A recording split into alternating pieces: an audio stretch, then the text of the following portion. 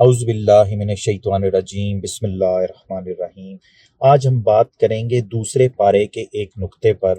ترجمہ سماعت فرمائیں۔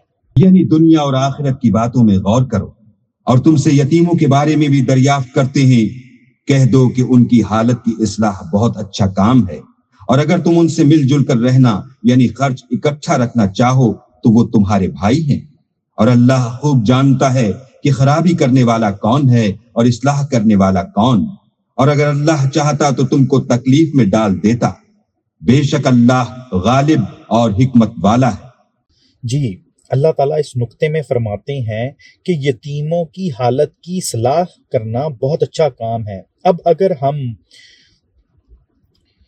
وہ یتیم کسی بھی حالت میں ڈاؤن چل رہے ہیں، مینٹلی، فزیکلی، فائنینشلی، یہ آبزرویشن آپ کی ہے کہ آپ کی نظر ان کو کس زاویے سے دیکھ رہی ہے۔ قرآن کے اس حکم کو سامنے رکھتے ہوئے جہاں تک ہو سکے، جتنی آپ میں کیپیسٹی ہو، آپ ان کی اتنی مدد کر دیں۔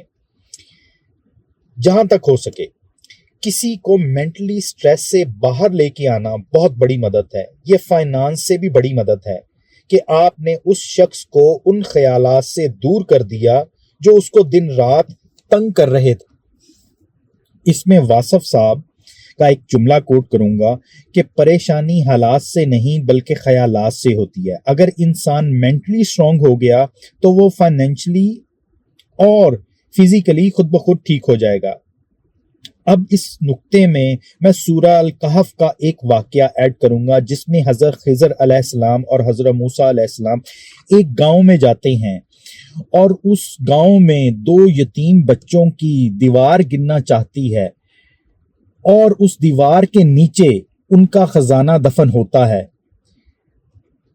واقعہ بہت لمبا ہے مگر میں اپنے پوائنٹ پر ہی رہوں گا کہ اس دیوار کے نیچے ان دو بچوں کا خزانہ دفن ہوتا ہے، اور اگر وہ دیوار گر جاتی تو دو ہی صورتیں ہوتی، یا تو گاؤں والے وہ خزانہ اٹھا لیتے یا بچے اس خزانے کو اٹھا لیتے۔ اگر تو گاؤں والے اٹھا لیتے تو بھی ہاتھ سے جاتا رہتا، اور اگر وہ بچے وہ خزانہ اٹھا لیتے تو بچپنے کی وجہ سے وہ اس کو اڑا دیتے۔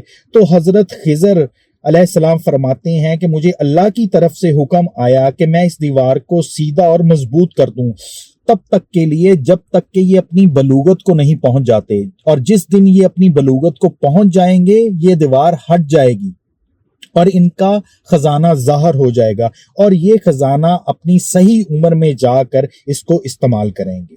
سبحان اللہ، بہت ہی زبردست قسم کا اس میں ایک اشارہ کیا گیا ہے، وہ میں بیان کرتا ہوں۔ اب اس نقطے کا اطباق پاکستان کے حالات پر بھی ہو سکتا ہے، اس لیے کہ یہ بھی تو یتیموں کا سرمایہ ہے۔ کتنے ہی یتیم روتے بلکتے رہ گئے اور ان کے سروں سے سائے اٹھ گئے اس وطن کے لیے، مگر میرے مالک نے اس وطن کے خزانوں پر بڑے بڑے پہاڑ اور دیواریں کھڑی کر دی ہیں۔ جب تک یہ قوم اپنی بلوغت تک نہیں پہنچے گی اس وقت تک یہ خزانے ظاہر نہیں ہوں گے، اور جس دن یہ قوم اپنی شعوری بلوغت، فکری بلوغت، علمی بلوغت اور رب سے جو وعدہ کیا تھا، پاکستان کا مطلب کیا، لا الہ الا اللہ، جب اس وعدے کی تکمیل ہوگی تو میرا رب وہ دیوار ہٹا دے گا، اور پھر پاکستان ایسا مالا مال ہوگا کہ دنیا اسے دیکھنے آئے گی۔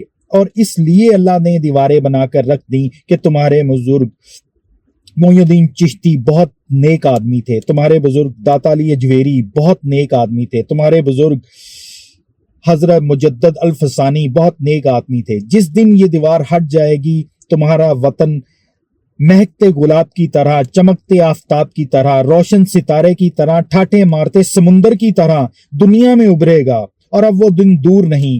ہمارے بزرگ فیصل آباد کے ایک بزرگ تھے صوفی برکت صاحب، بہت پہلے فرمایا کرتے تھے کہ دنیا کے فیصلے پاکستان کی ہاں اور نہ میں ہوں گے، اور انشاءاللہ ضرور ہوں گے۔